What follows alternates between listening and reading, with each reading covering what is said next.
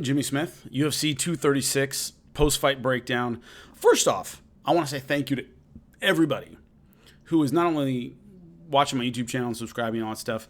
I started a podcast with Ryan Moody, our MMA show. It's on iTunes and Podbean and a couple other services, and it's been killing it. It's really doing extremely well. I can't believe it every week how many people are downloading it and listening to it, and the feedback has been amazing. The reviews have been great. Check it out if you haven't had an opportunity, because it lets me talk for an hour. Ryan and I go back and forth about what's coming up, what we just saw. We do pre-fights and post-fights and stuff, and I have a lot of time to break stuff down. And it's really been amazing. The feedback from everybody, I've really appreciated it. People used to ask me all the time, why don't you have a podcast? Well, I used to talk about MMA for my work all the time. So I felt like I was redundant. I was just repeating myself. So now that I don't have a gig in MMA, the idea that I can just talk about it and really give my thoughts and really expand and spend time on it is a lot of fun. It's been kind of keeping me sane this year. So anyway, thanks to everyone for that. Post-fight, UFC 236, I thought it was a fantastic card. I thought amazing fights all the way around. Interesting. My thoughts on each fight, and I'm going to start on the televised portion. Krylov, OSP. OSP is one of those guys who I thought he was going to win this fight just because Krylov makes so many mistakes. He can be a little bit wild, and OSP does have a decent submission attack. I thought he would catch him in this fight. I was wrong. It was OSP who ended up making the mistake and giving up his back in the second round. OSP is one of those guys who's always been a fringe top 10 guy. It seems like his whole career is two steps forward, one step back. He's never really been the guy to have that breakthrough fight. He's fought some great names, but they've always beaten him. And so it's one of those things where he was kind of like about due for another step back, even though he lost his last one against Dominic Reyes. Like, he tends to do this. He tends to kind of fumble his way into and out of fights. Just doesn't have the consistency to be truly great. A lot of physical skills. But he's starting to get into that slide. One victory in his last 4 fights. So it's one of those things where he might just be past the point where even gatekeeper fringe top 10 is within his grasp. Because I thought this fight was his to lose, and he lost it. So disappointing from his point of view. Good for Krylov. We'll see what he can do now that he's a fringe top 10 guy. Dwight Grant, Alan Jouban. I thought Jouban won this fight. I don't see how Dwight Grant won it. I thought maybe you could give him the first round, but after that, I thought Alan Jouban was always the one moving forward, always the one throwing the strikes, kind of controlling the real estate, being a little bit more aggressive. And Grant seemed to run out of steam and gas, especially in the last round. I just didn't see how you could give Dwight Grant rounds 2 and 3, but he ends up winning a split decision. Very disappointing for Alan Jouban. I thought he won this fight. But 37 years old, that's the problem. He's got to right the ship in a very tough division, and he's not exactly a spring chicken. So in a fight I thought he won, he ends up taking a big step down, big move backward. Dwight Grant, although he has the win now, he has some work to do tactically moving forward. Once again, tough division. So it doesn't get easier from this point on, and you didn't have the kind of performance that's going to scare anybody. So tough for him in terms of he has to pick up a new skill set or expand his skill set to really do damage in this division. Now, Khalil Rountree, Eric Anders. I thought Rountree fought a damn near perfect fight. I thought he looked great on the feet, outstanding combinations, dropped Eric Anders over and over and over again. Really tight combinations, showed power, good footwork, no big defensive gaps, never let Eric Anders physically back into the fight. Now, for Eric Anders to win, it had to be grueling and difficult and ugly, a lot of ground and pound, a lot of takedowns, a lot of clinch work, a lot of close work. None of that happened. It was almost all in space. It was almost all at a distance. It was almost all at striking range. Eric Anders never able to get his takedown going, never able to be aggressive, never able to make his explosiveness and his physicality real factors in the fight. The problem is Khalil Rountree rights the ship. Eric Anders is in big trouble. Eric Anders is a guy who came into the UFC with a lot of physical potential, of course, standout football player before, lost to Lyoto Machida. But that was one of those losses you went, okay, he learns a lot from this. A tricky guy, a veteran, in Lyoto Machida. That's what he lost to. That's the kind of fight that a beginning fighter or a guy just kind of finding his legs in the UFC learns from. Okay, you're powerful, you're explosive. How do you deal with a tricky guy? Lost a decision in that very close fight. It was a split. But you thought, well, he can go back from this and do great things. Knockout of Tim Williams, and then a 3-fight skid now. Thiago Santos, I called that fight in Brazil, of course, changing weight classes. Thiago Santos, very, very tough. It was a short notice fight. You understand why he would lose that. Elias Theodoro wins by split decision. Elias Theodoro, the master of the split decision win. But the Khalil Rountree fight, 3 in a row, this really sets him back. This is not where he wanted to be. And also, Khalil Rountree just did everything right in terms of his striking aggression, his ability to nullify Eric Anderson's game. We didn't see that. First off, we didn't see the sense of urgency I thought we needed to see from a guy who was 3 wins in his last 4 fights. You got to come out there and win. Even if it's ugly and gritty and dirty, you got to dig deep and find a way to win. Because this win, that might be it for your career in terms of elite level at the UFC. So I didn't see that sense of urgency. I didn't see the second level skill set, meaning somebody's beating you up on the feet, you go to your bag of tricks. All right, what's my second level? What's my third level? And we didn't see that. Someone's outstriking you. There's other stuff you can do. This is your chance to show me what you can do.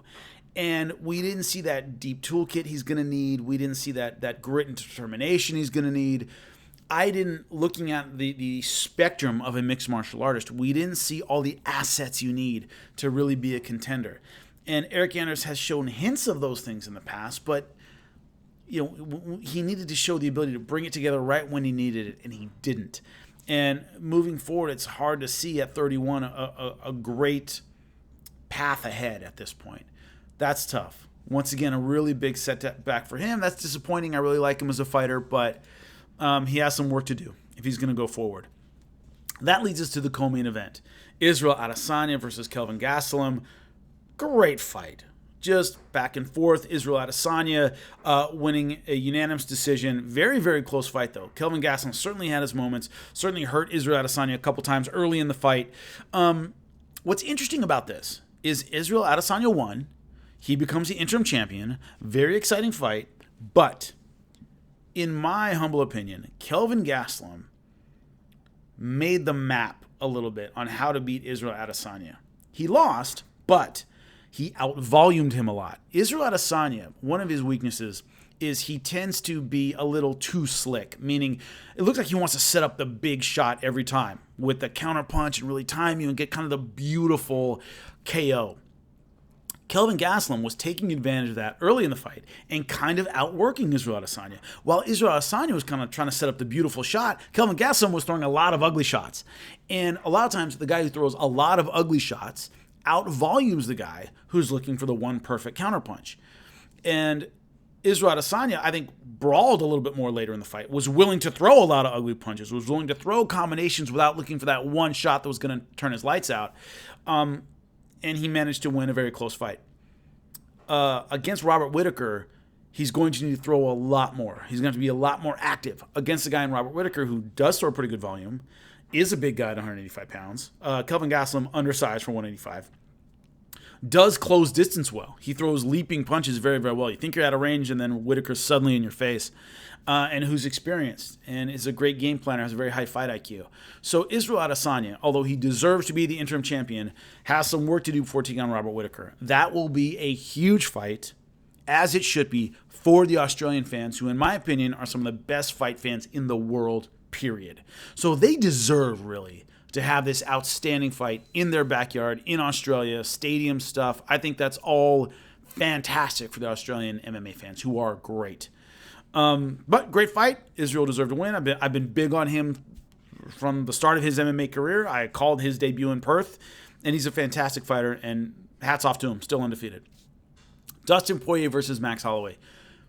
I thought this fight would turn on one of two things. Either the volume of Max Holloway or the power of Dustin Poirier. Because remember, Dustin Poirier spent longer at 155. He's bigger. He's stronger. I think the harder puncher slightly. Max Holloway had to out-volume Dustin Poirier. Just wear him down, and maybe get the late stoppage. in the beginning of this fight, what stood out to me is Dustin Poirier was throwing just as much as Max Holloway. His volume was sky high. And when he would land, you saw it. Max Holloway busted open. Max Holloway getting hurt early in the fight because Dustin Poirier had volume and, I think, naturally the harder puncher. So early on, I was like, okay, Max Holloway's in trouble in this fight. And, he ended up winning the decision. But Max Holloway, of course, had his moments, tried to stay in the fight, but just punch for punch couldn't match the power of Dustin Poirier. If you're going to fight Dustin Poirier and you're a natural 45 and you're coming up, you got to outland him a lot. You have to really be the volume guy. And there weren't any rounds, although there were some rounds where Max Holloway landed more. He didn't land significantly more to overcome the fact that Dustin Poirier just hits harder than he does, generally speaking. So I thought the right guy won. That was the right decision. Great fight. I don't think Max Holloway lost anything with that fight. I do think he's better at 145 pounds. I think it's great for him to go down, back down to his natural weight class and defend his title. There just aren't many. There are a lot of interesting fights, a lot of exciting fights. There aren't a lot of winnable fights for him at 155 pounds. It's not a knock on Max Holloway. It's just a shark tank of a division.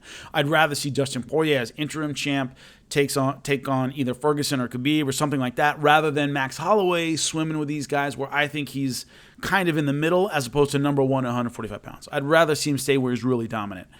I thought that from the beginning, though. I didn't think it was a good idea for him to come up to 155 pounds. Dustin Poirier being interim champion. A lot of people knock interim titles, as they should.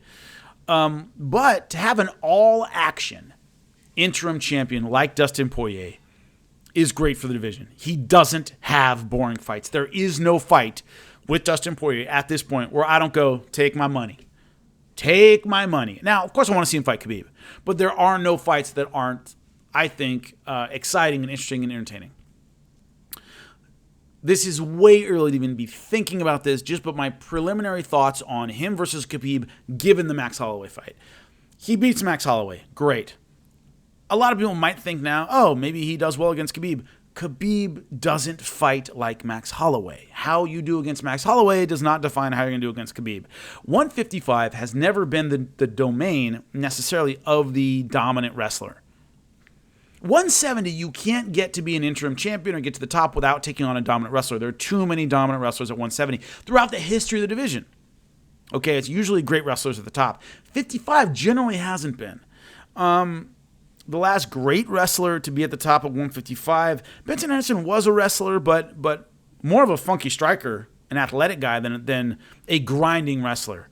Frankie Edgar, a grinding wrestler. Sean Shirk, a grinding wrestler. That's about it. Generally, it's been the dynamic striker that's been at the top at 155 pounds. So in saying that, what I mean is you can get to the top to Khabib and not face anyone like Khabib. Dustin Poirier really hasn't fought anyone like Khabib on his way up to interim champion. So how he's done against these guys, against Eddie Alvarez's and Justin Gaethje's, who can wrestle but generally don't rely on it very much, how do you do against Khabib, who goes to it over and over and over again? That's a huge question. And I'll break that fight down if it happens and as it gets closer to it. But really great night of fights. It's going to be really interesting to see how these exciting, dynamic interim champions do against battle-tested, tough, resilient champions. And that's why the interim belt is there. And I think the right people in Israel Adesanya and Dustin Poirier are lined up against the right champions in Robert Whittaker and Khabib. And I cannot wait to see those fights go down. But appreciate you guys. I really do. So give it a like, give it a subscribe. Let me know what you think. Leave comments. I love reading them. And I'll be back soon for the next round of fights. Appreciate you.